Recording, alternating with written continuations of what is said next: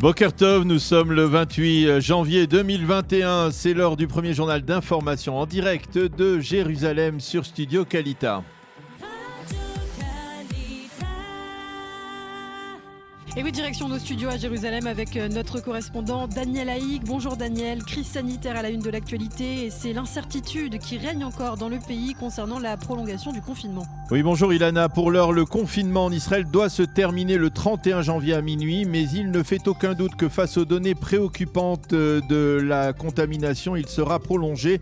La seule question qui demeure est de combien de jours. Binyamin Netanyahou et le ministère de la Santé voudraient le voir prolonger d'une semaine, mais il se heurte pour l'instant à l'opposition des ministres bleu-blanc, ou de ceux qu'il en reste, on va dire.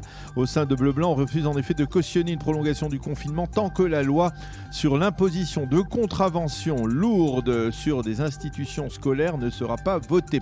On estime que finalement le gouvernement votera probablement aujourd'hui une prolongation de 4 jours du confinement, le temps de voir si les données inquiétantes fléchissent. Et ceci étant, Daniel, le ministère de la Santé accentue sa campagne de vaccination. Oui, et désormais, ce sont les plus de 35 ans qui sont invités à se présenter dans les centres de vaccination des différentes Coupot-Rolim, les caisses d'assurance maladie à travers tout le pays.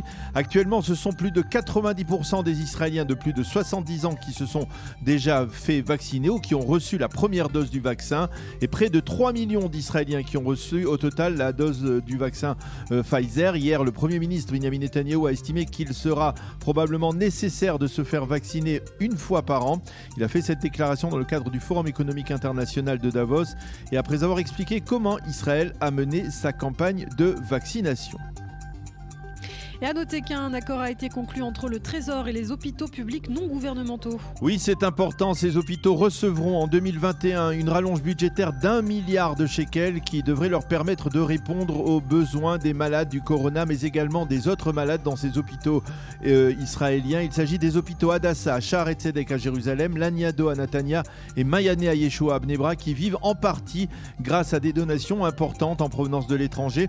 Les directeurs de ces hôpitaux ont exprimé hier soir leur satisfaction après cet accord. Dans le reste de l'actualité, Daniel, un mot du ministre de la Défense, Benny Gantz, qui annonce le lancement d'un plan de recrutement de jeunes au sein de Tsahal. Oui, à l'origine de ce plan, une constatation, plus de 50% des jeunes Israéliens ne servent pas dans l'armée. Il s'agit essentiellement des jeunes orthodoxes qui se font dispenser pour pouvoir étudier la Torah et des Arabes israéliens qui ne sont pas obligés par la loi à s'enrôler sous les drapeaux israéliens. Selon Benny Gantz, ce phénomène porte préjudice à Tsahal qui de facto ne peut plus prétendre être l'armée du peuple, mais dixit Gantz, l'armée de la moitié du peuple. Selon lui, une partie de ceux qui ne pourront être enrôlés devront effectuer un service civil national. Et puis direction les États-Unis, Washington avec 2 développements au sein de l'administration Biden. Oui, il s'agit de 2 informations liées au nouveau secrétaire d'État américain Anthony Blinken. Celui-ci a déclaré hier que les États-Unis ne reviendront dans l'accord de Vienne que si l'Iran respecte d'abord ses engagements. Seul problème, les Iraniens, eux, ne l'entendent pas de cette oreille. Ils exigent au contraire que Washington fasse le premier pas et lève les sanctions économiques qui ont été imposées par l'administration Trump. Par ailleurs, on a appris que l'administration Biden avait décidé de geler provisoirement l'accord de vente de 50 avions furtifs F-35 aux Émirats, un accord qui a été conclu en marge de la signature des accords d'Abraham avec Israël. Mais Blinken a immédiatement tenu à préciser que ce gel de l'accord était purement technique et provisoire, le temps pour la nouvelle administration de consulter l'ensemble des clauses de cet accord.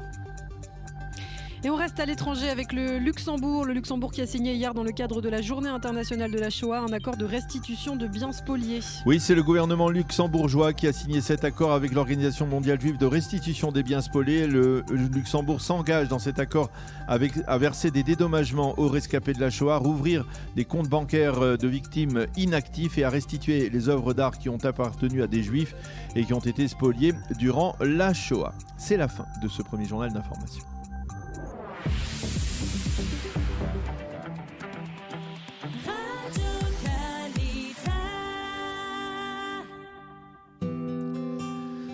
La météo maintenant, c'est le retour de l'hiver sur l'ensemble du territoire israélien avec des pluies dans le nord et le centre du pays, des vents forts sur le littoral. Demain soir, il devrait même neiger sur le Hermon. Les températures seront en baisse. Il fera aujourd'hui 11 degrés à Jérusalem, 17 à Tel Aviv et 22 degrés tout de même à Eilat.